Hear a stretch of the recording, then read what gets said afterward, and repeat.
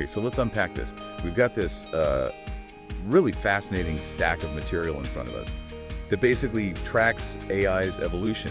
It's moving way beyond just being a simple support tool. Yeah. We're now seeing it onboarded as like a full virtual team member. Yeah, that's the key shift. It's planning, it's executing, it's collaborating right alongside human teams. And what we're trying to do here is really cut through the hype and figure out, what are the real strategic advantages. We're talking efficiency, scalability, but also to shine a light on the cautions, the big ones.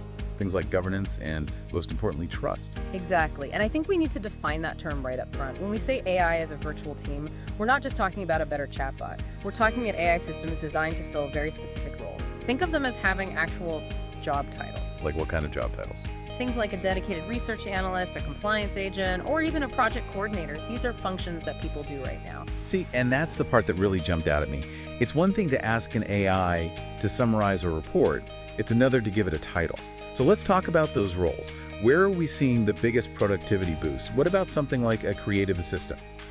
That's a great example because it shows the leap in autonomy. It's not just, suggesting 5 blog post titles anymore.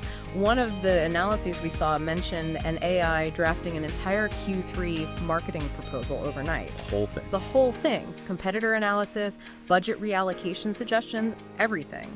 A task that used to take a human team maybe 3 days. And it does it while they're sleeping. Precisely.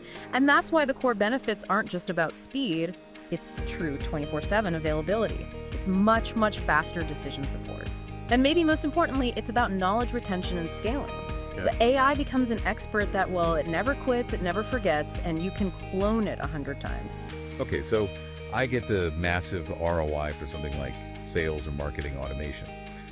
But what about the riskier areas?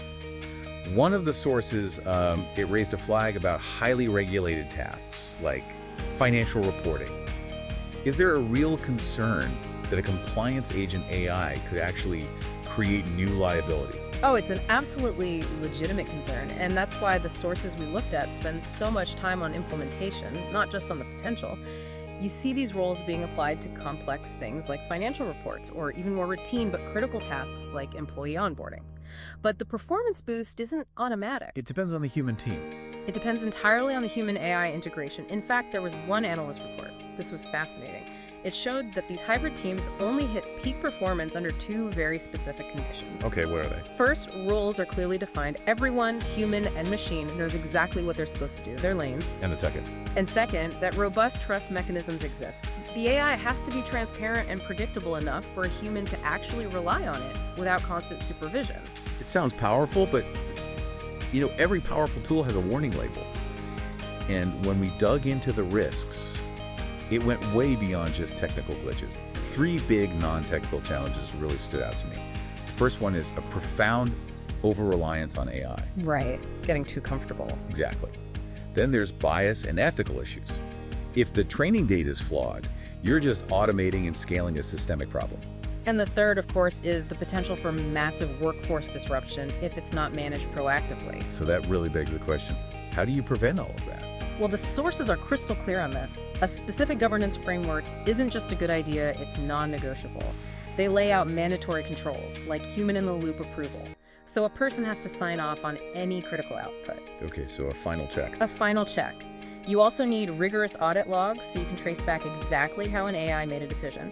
And finally, continuous compliance monitoring to make sure it's keeping up with changing rules. So if we boil this all down, what's the core takeaway here? It seems to me that AI as a virtual team, it's a massive strategic advantage.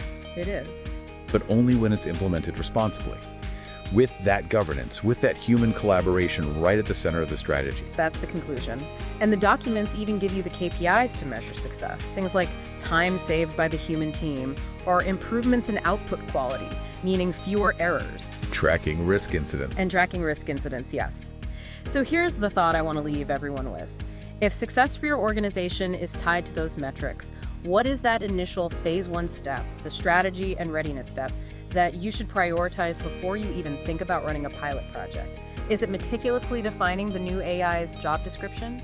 Or is it establishing the essential human-to-AI trust mechanisms first? That's really where the strategic work begins.